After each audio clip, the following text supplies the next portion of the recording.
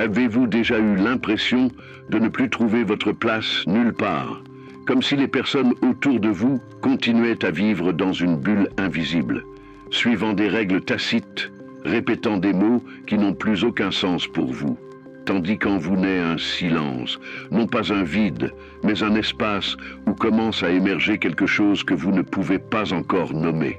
C'est le commencement, le début d'un chemin solitaire et sacré que peu osent emprunter. Car lorsqu'un homme commence à s'éveiller, lorsqu'il commence à voir plus clairement qu'auparavant, il ne devient ni meilleur, ni supérieur, ni plus sage que les autres. Il ne peut simplement plus faire semblant de ne pas voir. Et à cause de cela, il change. Pas avec fracas, pas avec des déclarations publiques, mais en silence. Un silence qui effraie ceux qui se sont toujours sentis à l'aise dans la répétition. Il commence à se rendre compte qu'il n'est plus capable de sourire par politesse, d'approuver par convenance, de participer à des conversations qui tournent autour de rien, car tout cela devient du bruit, un bruit qui l'empêche de s'entendre lui-même. Et c'est à ce moment-là que la solitude s'installe, non pas comme une punition, mais comme la conséquence naturelle de celui qui choisit la vérité plutôt que l'acceptation. L'homme éveillé commence à se retirer. Non pas parce qu'il méprise les autres, mais parce qu'il ne trouve plus là ce qu'il appelait auparavant une connexion. Il voit le besoin constant d'approbation, les rituels sociaux qui cachent la peur du rejet, les échanges déguisés en affection qui, en réalité, sont des accords tacites pour sauver les apparences. Et lorsqu'il n'en a plus besoin, il s'éloigne, pas avec rancœur, mais avec lucidité. Et cette clarté le transforme. Il commence à remarquer à quel point il dépensait son énergie à essayer d'appartenir, à quel point il sacrifiait son intégrité juste pour être inclus.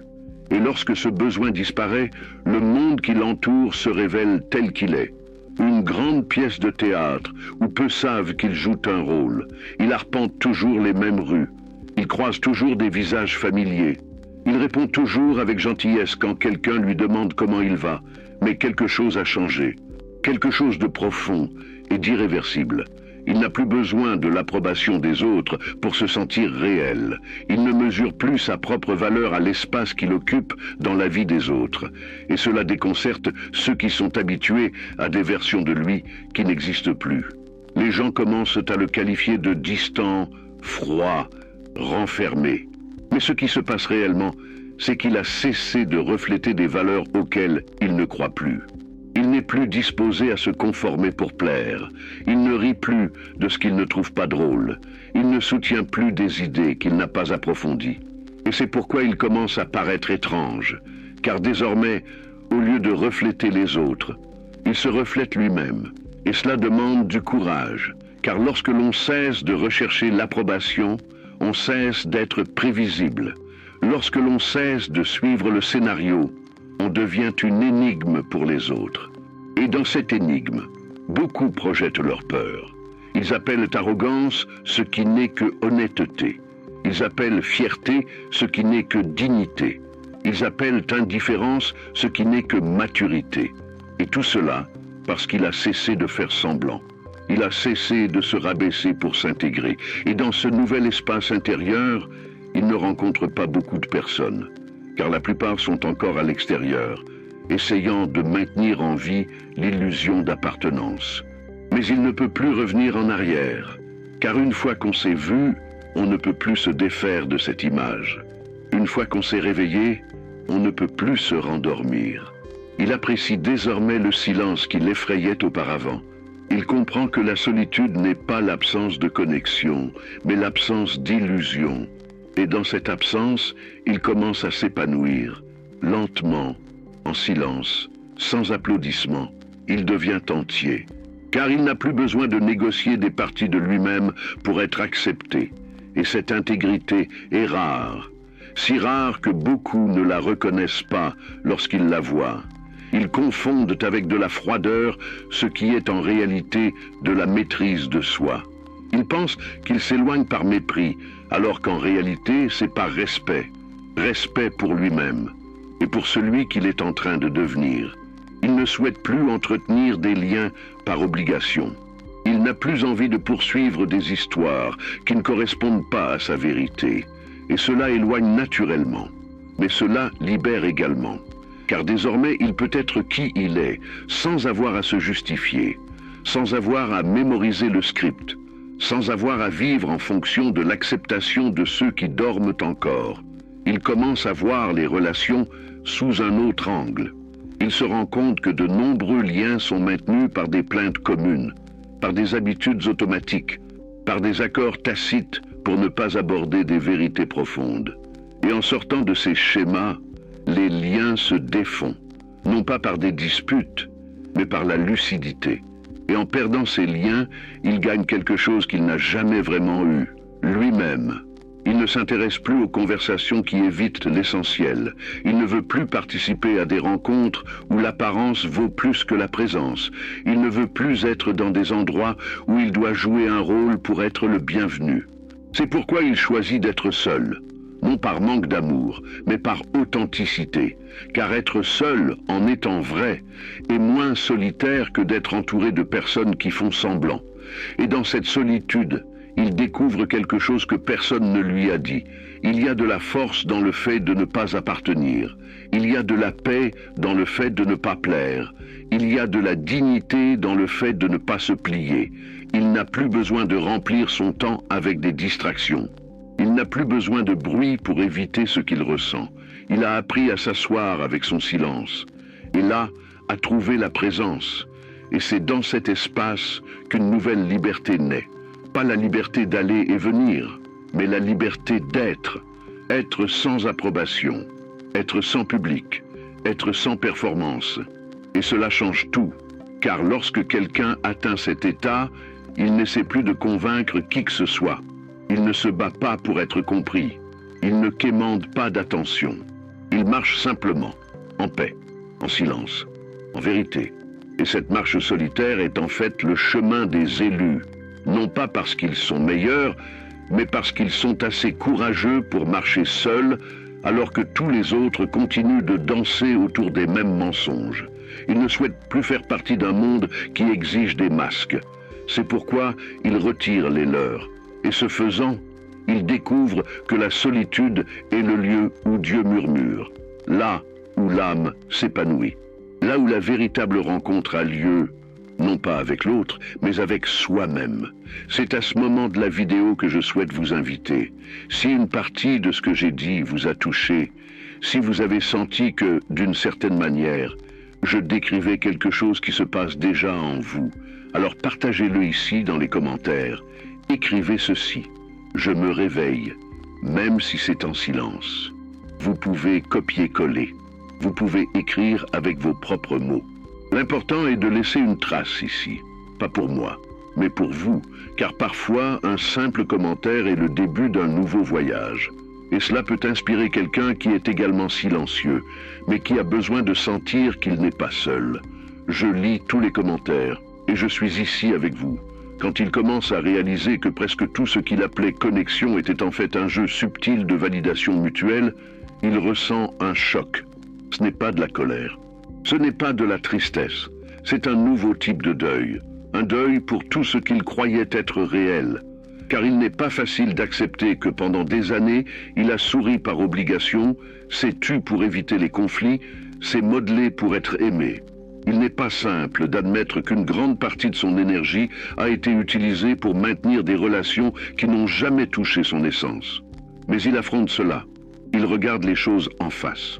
Et là, au milieu de l'inconfort, quelque chose commence à naître. Une nouvelle façon d'être dans le monde, sans faux semblant, sans le besoin constant de s'adapter aux autres. Il commence à observer davantage et à parler moins. Non pas parce qu'il n'a rien à dire, mais parce qu'il comprend que le silence est souvent plus honnête que les mots prononcés pour combler les vides. Il cesse de rechercher des endroits où il se sent inclus. et commence à rechercher des endroits où il se sent entier, même si cela signifie marcher longtemps seul. Et sur ce chemin, il trouve une nouvelle paix, une paix qui ne dépend ni du climat, ni des compliments, ni des résultats. Une paix qui vient du fait qu'il a enfin cessé de se trahir. Il ne se lance plus dans des discussions pour prouver sa valeur. Il n'essaie plus de convaincre qui que ce soit de quoi que ce soit.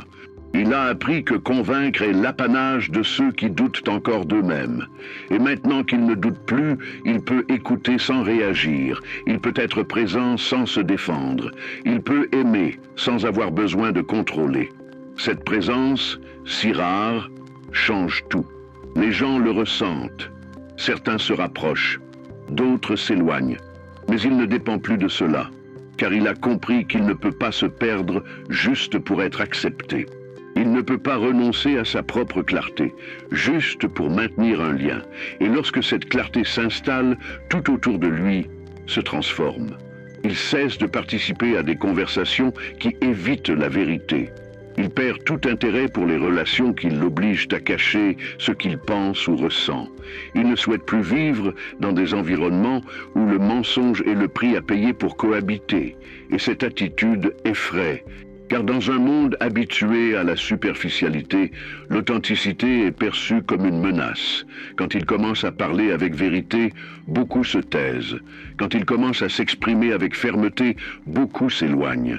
Quand il cesse de rire de blagues qui ne sont pas drôles, de feindre l'accord là où il y a conflit, il devient une présence qui révèle, et tout le monde ne souhaite pas être révélé. Il apprend que la vérité n'est pas un cri, mais une présence. Que la fermeté n'est pas de la dureté, mais une racine, que le silence n'est pas une absence, mais une profondeur. Et avec cette compréhension, il cesse de rechercher l'intensité chez les autres et commence à cultiver la profondeur en lui-même. Il se rend compte qu'il peut être entouré de personnes et se sentir tout de même seul. Mais il apprend également qu'il peut être seul et se sentir épanoui, car désormais, sa compagnie est devenue agréable. Il a appris à ne plus fuir. Il n'a plus besoin de distraction pour supporter le poids de son propre vide, car ce vide s'est dissous. À sa place, un espace est né. Un espace où il peut respirer, créer, réfléchir, grandir. Il ne vit plus dans l'urgence d'être compris. Il ne ressent plus l'angoisse d'être invisible, car il se voit lui-même. Il se voit avec une lucidité dont personne d'autre n'a besoin. Et cette vision est ce qui le soutient. Il a appris qu'être éveillé, c'est être en paix même lorsque personne ne comprend son silence.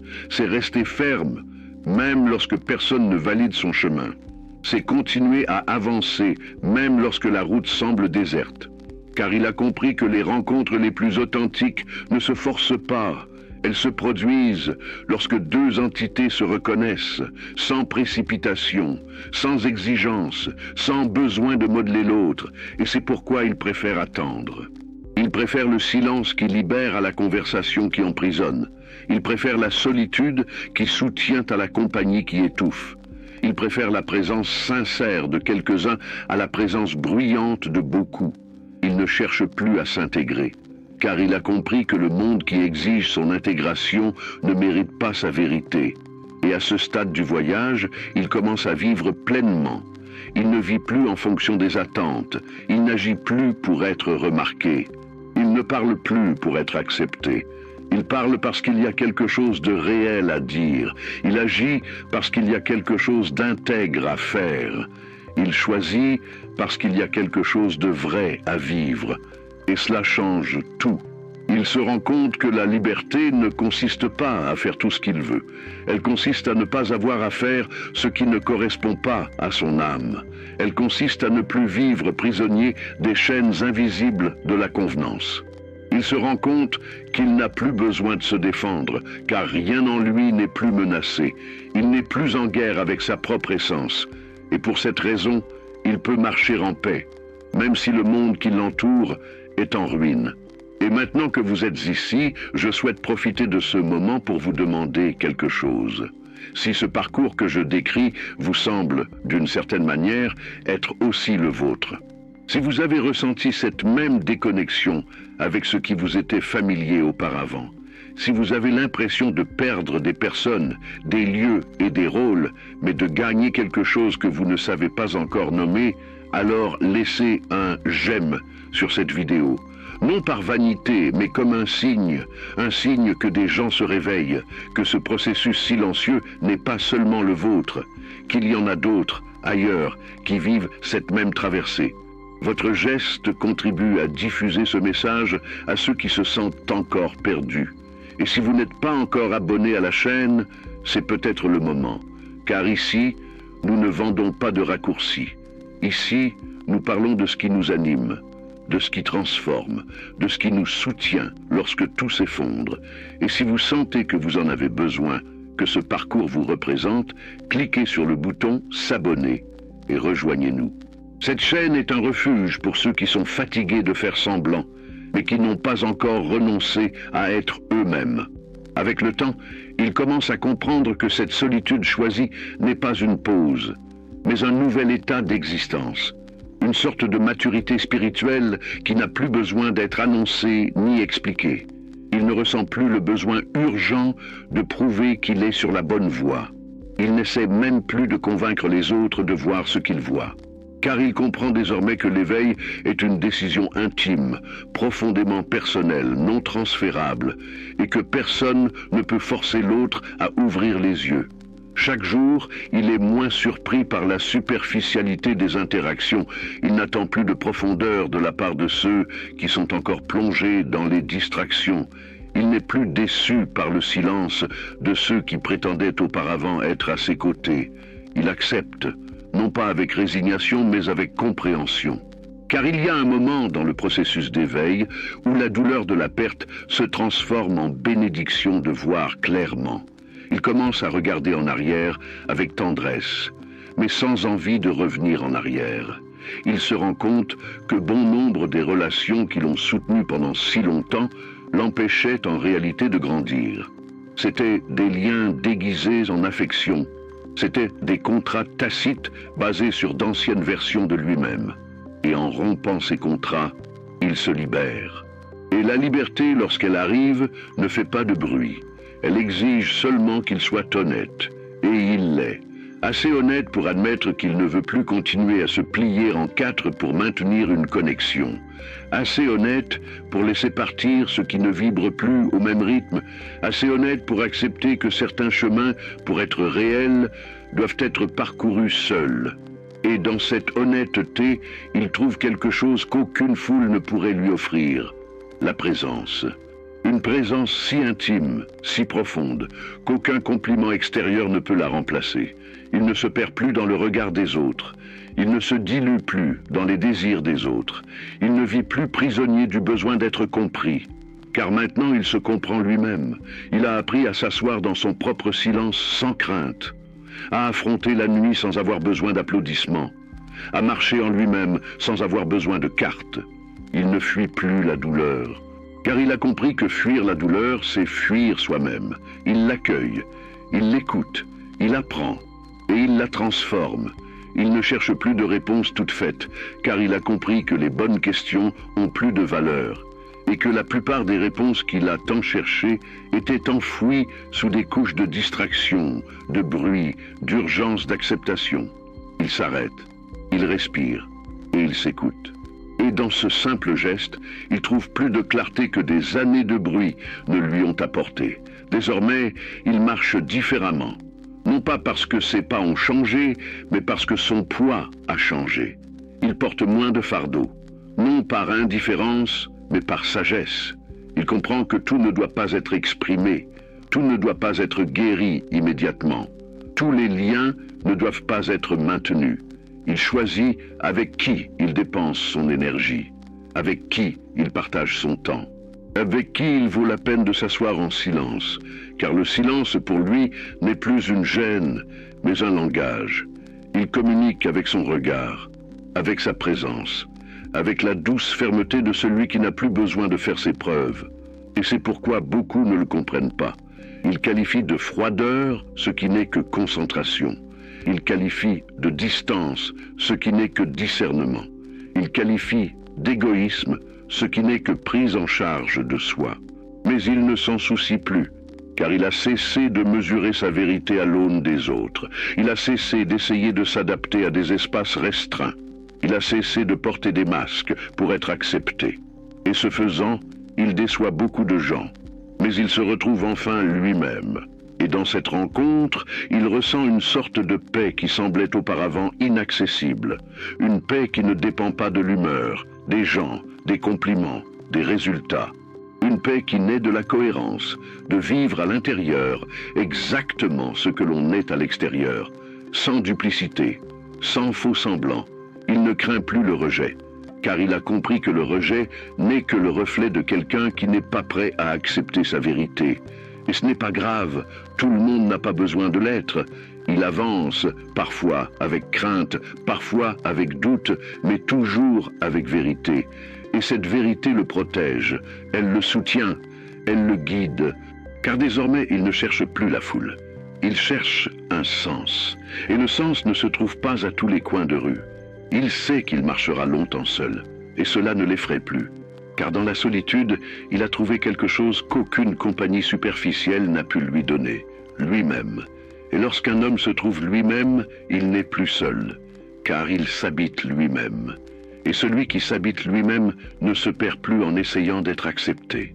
Celui qui s'habite lui-même ne vit plus en fonction du regard des autres. Celui qui s'habite lui-même commence enfin à marcher avec légèreté. Et cette légèreté est le plus grand signe que la traversée en valait la peine. Peut-être que vous qui m'écoutez en ce moment êtes également dans cette démarche.